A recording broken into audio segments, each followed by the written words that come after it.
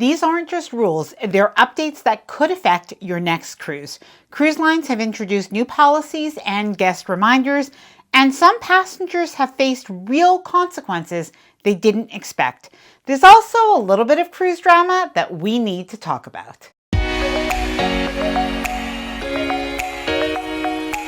Hi there, I'm Ilana from the website lifewellcruise.com. Welcome back to my channel. Now I'm just going to get right into it. Some of you are going to be pretty happy that cruise lines are actually cracking down on some cruise passenger behavior. But we also have some things that some cruise passengers might be doing that they have no idea could get them in trouble. Now, before I get started, I did want to mention two things. Firstly, there is a little bit of cruise drama, so I have saved a very current topic of discussion for towards the end of this video. And secondly, if you like this video, if you find it helpful, informative, or enjoyable in any way, then please do give this video a big thumbs up. I really do appreciate it. And please subscribe to the channel if you haven't done so already. Let's get started. All right, number one, cruise passengers can be denied boarding either at embarkation or even at a cruise port of call, but probably for a reason you'd never expect. So who should not cruise? Well, anybody who has an outstanding warrant. Now, you may have seen this in recent cruise news.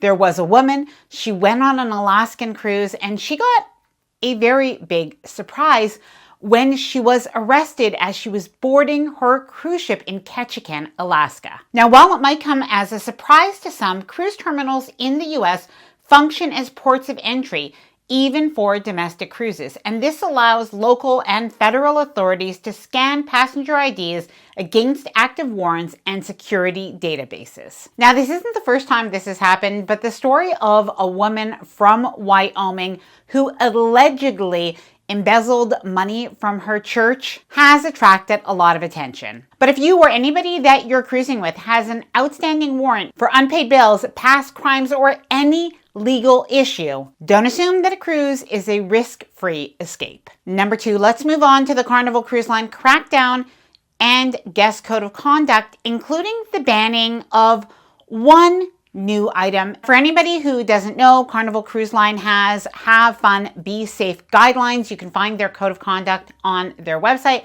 But as of June 2025, what they are doing is they are actually putting a letter in cruise passenger cabins reminding guests of the rules that they are expected to follow. Now, I think on the most part, a lot of people probably like these because let's face it, when you go on a cruise, you don't want to have a difficult time with the other cruisers. And something that Carnival just reminds people of is the fact that, you know, a cruise, we're all a little bit neighborly, we're in kind of close quarters, and so you do have to behave in a way that doesn't affect other cruisers in a negative way. So here are a few things that Carnival has addressed in the letter. So firstly, a curfew.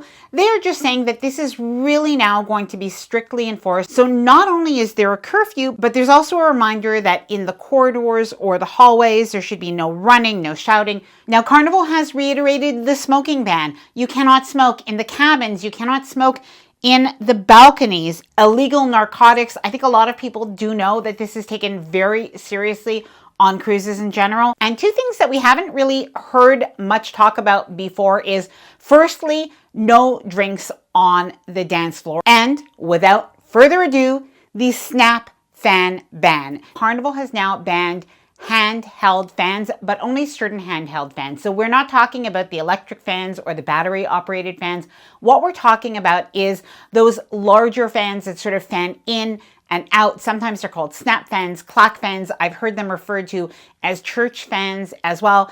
And they're not banned altogether, but they are banned inside the cruise ship on the dance floor. Now, some people may know these fans from the very viral Boots on the Ground song. Now, apparently there were a couple of injuries that had happened due to this, so Carnival does have their reason. Now, we are going to talk about more banned behaviors, more banned items, and even a couple of people that are banned. But before we do, I did want to talk about juice jacking and data theft, because this is something that came to my attention just recently as I was ending a cruise. and heading to the airport, and the TSA issued a warning. Now, this one isn't any cruise passenger's fault, and it isn't any cruise drama, but it is something that we all do need to look out for. Now, what is juice tracking? Well, basically, it's when scammers install malware inside USB charging ports, like at the airports or the cruise terminals. Now, once you plug in, they can steal passwords, banking info, or even take over your device. Now, it's definitely not your fault, but we do have to be aware of scammers and hackers, and this is where Incogni, the sponsor of our video, comes in. Now, the unfortunate thing is scammers don't even have to just steal your info, they buy it. Now, if you've ever booked a cruise, a flight, or even searched for travel deals, your personal data is already out there. And it's not just sitting around, it's being bought, sold, and passed around by hundreds of data broker sites that you've probably never even heard of. Your name, your email, your phone number, even your travel patterns, and the way you search online, all of that information is being passed around without your knowledge or consent. And with online scams increasing, it's never been more important to protect your privacy. Incogni works by contacting data broker sites on your behalf and requesting that your personal data be removed. Now, I've been using Incogni for a couple of months, and already over 100 sites have removed my personal data. Now, it's very easy to sign up. First, you create an account, and it actually took me less than 5 minutes. Then you grant Incogni the right to act on your behalf to request your removal of your personal information from these data broker sites. And the best part is this is all done automatically, and signing up for an annual plan is best because then they can do this proactively each and every month, even as new data broker sites emerge. Now, if you are interested, I do have a 60% off discount code on the annual plan, so I will leave that discount code along with my exclusive link down in the description below, as well as a pinned comment. Now, beyond smoking, there are two other things that you should not be doing on your balcony, and these are now banned. So one of them is that you're not able to put your mattress out on the balcony, at least officially with Carnival. Now, I have to say, I would like all of the cruise lines to be pretty clear that they would prefer that the mattresses not be brought out onto the balcony, because I just feel like if I'm the next guest in that cabin, that maybe I'm sleeping on a mattress that's been like in the wet on a balcony or anything like that. I can't imagine that it is good for the mattress or for anybody else in the future.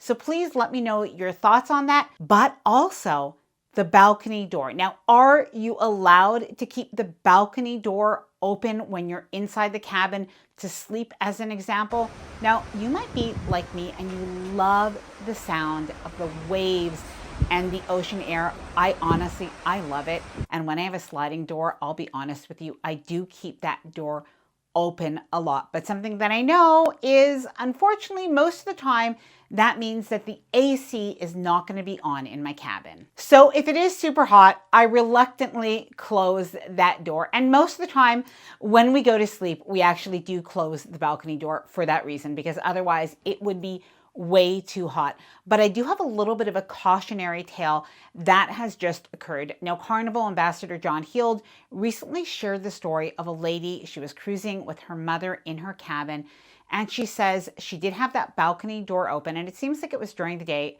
Now, unfortunately, what happened is her mother went to go open up the front door because the cabin attendant was there. And what happened when she opened up the door and the balcony door was also open? It created a wind tunnel, and unfortunately her fingers got slammed into the door. So it is actually dangerous, that wind tunnel. It's not just funny when we see, the papers flying and that kind of thing.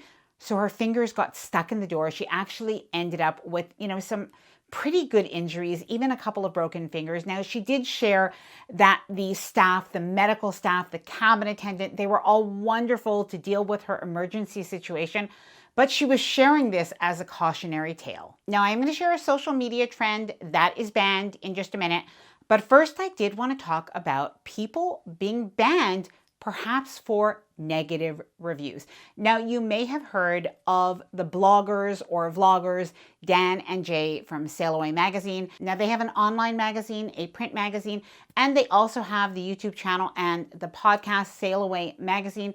Now, recently, these two bloggers were personally banned, allegedly, from sailing with the Carnival Corporation Cruise Line. Now, to be fair, they shared that they are not 100% sure why they are banned from cruising with P&O, and other Carnival Cruise Line brands for a period of 5 years. They did read and show a letter that was sent to them that did reference recent interactions. Now, online, there's some speculation that it may have had something to do with a recent negative review of a cruise they had taken. Now, I think Dan and Jay do pride themselves on being uncensored, being unfiltered, and really sharing what they view as very honest reviews and editorials. Now, I certainly wish Dan and Jay well, and I hope that this does get resolved, but it does beg the question, will people be banned for leaving negative reviews? Now, overall, I don't think so. However, something that I have seen before, and it has come up in the cruise news before, is even when, I'll just say regular guests, not that everybody's not a regular guest, but just because they have